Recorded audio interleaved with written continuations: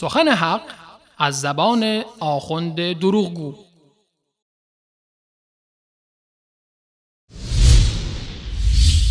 خداوند تبارک و تعالی برای اهل هجرت و مهاجرین فی سبیل الله مقام بلندی قائل است. یکی از فضائل بشری این است که در راه خدا هجرت داشته باشد.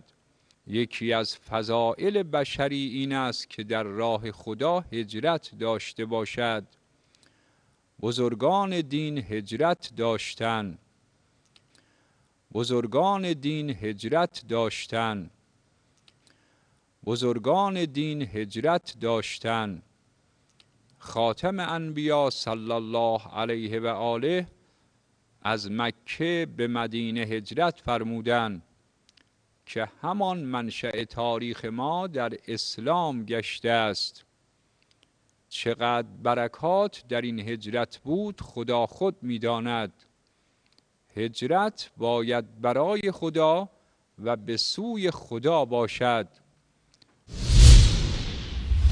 گاهی سخن حق از زبان دروغگویان هم شنیده می شود. چنان که رسول الله صلی الله علیه و آله و سلم درباره شیطان برای ابو هریره رضی الله عنه فرمودند: اما انه قد صدقك و هو کذوب. آگاه باش که او به تو راست گفته در حالی که او دروغگوست. صحیح بخاری شماره حدیث 2311.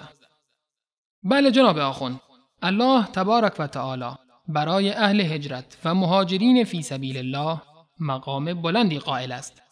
اما شما چرا این مقام و منزلت را برای مهاجرین اول، کسانی که با رسول الله صلی الله علیه و آله و سلم از مکه مکرمه به مدینه منوره هجرت نمودند، قائل نیستید و آنها را مرتد و منافق می‌دانید؟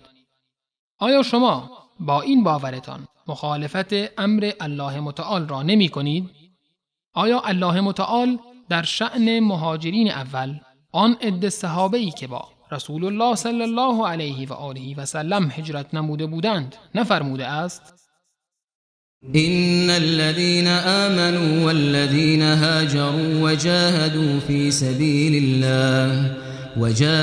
في سبيل الله أولئك يرجون رحمة الله والله غفور رحيم. همانا کسانی که ایمان آوردند و آنانی که در راه الله جهاد کردند و هجرت نمودند، ایشان امید رحمت الهی را دارند و الله آمرزنده و مهربان است.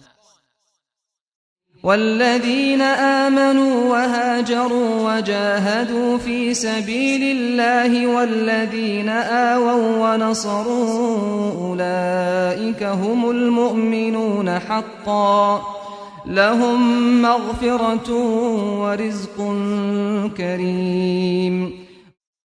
و کسانی که ایمان آوردند و هجرت نمودند و در راه الله جهاد کردند و همچنین کسانی که پناه دادند و یاری نمودند، اینها مؤمنان راستینند، برای آنان آمرزش و روزی شایسته است.